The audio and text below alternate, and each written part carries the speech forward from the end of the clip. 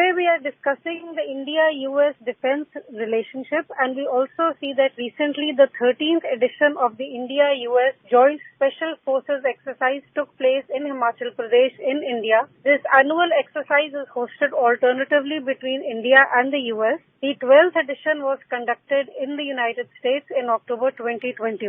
Ambassador Shashank, when you see this exercise in the drop of the fact that the India-US ties, especially the defense cooperation, is really going up, how significant is this military exercise then? Well, it's an extremely important relationship which India and USA have developed, and for this century, I think this is supposed to be what was called by the US leaders as a defining partnership. So I think we have to keep on building it because we know that there are a lot of weaknesses in the security systems in Asia Pacific or Indo-Pacific, and therefore it is very important that we continue to build up these ties so that there is total mutual confidence, interoperability, and whatever technical capabilities have been agreed upon in our comprehensive strategic partnership with the United States, they are carried forward. So we have had this Special Forces exercise, 21-day exercise, which just got over. We have also been having visits by our naval ships to USA. The Indo-Pacific region, maritime cooperation, naval cooperation is also very important. So I think all these are various aspects of the partnership with USA, which includes the science and technology, defense cooperation, space cooperation. So I think we have to build up on all these aspects. Till that time, we have to just make sure that we do not go into a situation where we are not fully prepared. Ambassador Shashank, we also see that when the India-US relationship is talked about, especially the defense cooperation, we also keep in mind China and China's growing influence in the region. And we have seen how aggressive China has been in the South China Sea. Also, the border tensions with India continue. How much do you think does exercises like this and the increasing cooperation between India and the United States then act as a somewhat of a deterrent to China? Well, it's important because we found that China was showing its muscles to its immediate South China Sea neighbors. They had been building islands and military installations on those islands in the South China Sea. They have been having exercises very close to some of the other countries. Some missiles had fallen near Japan. So I think we have to keep in mind that China needs to be conveyed very strong signals that Asia-Pacific countries on the maritime side in the Indo-Pacific region and bilateral cooperation with other countries in Asia as well as US, etc. We shall make sure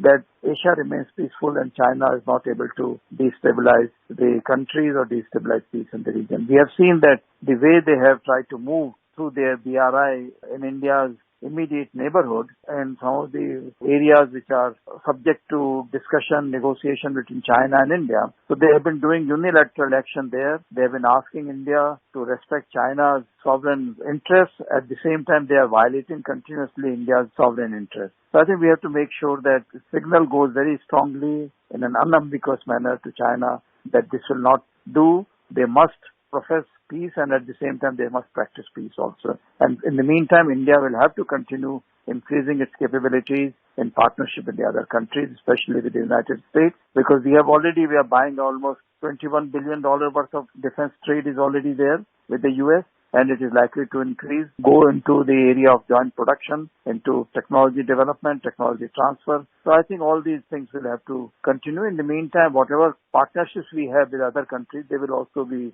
kept up. Ambassador Shashank, do you feel that the Quad, which is quadrilateral setting of India, US, Australia and Japan, also somewhere helps strengthen the India-US defense cooperation, again especially in the context of the rise of China? Well, indeed, this Quad was set up initially for overall comprehensive partnership in these four countries, among these four countries. At the same time, we are also thinking of having partnerships with other countries in the Indo-Pacific region who can become dialogue partners with the Quad. Second part is that, well, it's not just defense cooperation. Of course, it does create greater confidence, mutual respect, trust among these Quad member countries. But at the same time, it also has a wider connotation that there will be cooperation in other areas which have been identified in various Quad meetings. And so China is trying to be alarmist when it says that, no, it's NATO for Asia, expansion of NATO towards Asia. No, that is AUKUS. I think they should be quite clear in what they're talking about. India has its its interest in mind. India would like Asia to remain peaceful. India would like South Asian countries, other Asian countries to remain in a peaceful environment. And we will do everything possible which is required to be done. For this, Quad is an important means to achieve that. Ambassador Shashank, we also see that India's envoy to the United States has recently remarked that the cooperation between the navies of India and the US is one of the most dynamic and significant components of the bilateral defense ties. He underlined that the defense sector has emerged as a major pillar between the two countries, especially in the context of the India-Pacific. And the ambassador's these remarks have come during the historic visit of INS Satpura to San Diego last week. How much would you give significance to this recent development where we have the ambassador also pointing out the defense cooperation and the cooperation between the Indian and the US navies? Well, it's extremely important that Indian Ambassador Taranjit Sandhu has attended the visit of the Indian INS Satpura to San Diego. Also, Secretary Navy and senior officers from the American side have been there. And so I think it is really marking the very important aspect of the defense cooperation between our two countries, that naval cooperation, the Indo-Pacific region cooperation between the two navies and with other navies in the area is a very robust, very important exercise, and we have continued with it. We'll continue to work on this even further. So I think we must continue to deal with this, as this is a very important area of cooperation, in which I must say that we are little latecomers, but we need to move ahead rather fast on this track.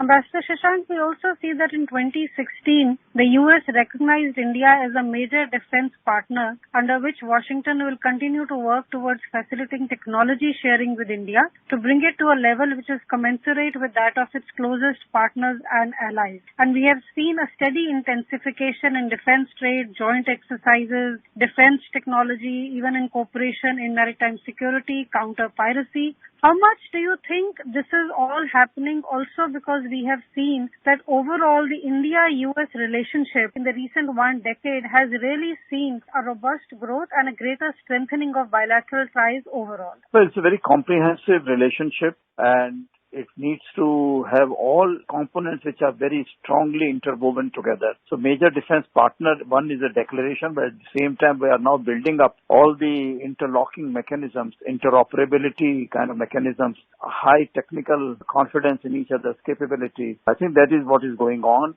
in different areas, and I think this will take time, but we have to continue working on all these areas. And as I said, that in the meantime we have to just ensure that there is no misunderstanding on the part of our existing partners with whom also we have strong relations. We have to keep our defense postures quite robust in other areas also. So I think we'll have to continue working on this. It's a global comprehensive strategic partnership with the USA, which will take time, but we have to keep on building all the components for this partnership. Ambassador Shashank, we also see that this 13th edition of the India-US Joint Special Forces exercise, which concluded on 28th of August this year, this 21-day joint training also provided an opportunity for the special forces from both nations to train in airborne operations, special operations and counter-terrorism operations in a joint environment under the United Nations Charter. And the exercise was conducted in 2 phases. The first phase involved combat conditioning and tactical level special missions exercises,